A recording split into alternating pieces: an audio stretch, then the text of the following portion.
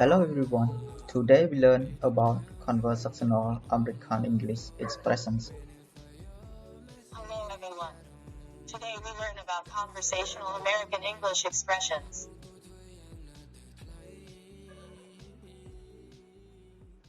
For greeting a person you haven't seen in a long time.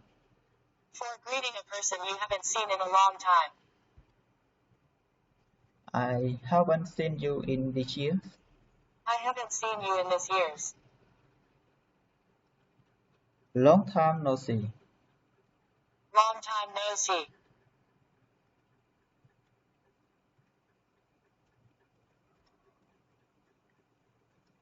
I haven't you in an age. I haven't seen you in an age. I haven't seen you in a month of Sundays. I haven't seen you in a month of Sundays. I have I haven't seen you in a long time.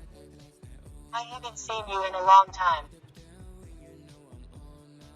Reference www.learningenglish.com.kh. Thanks for watching.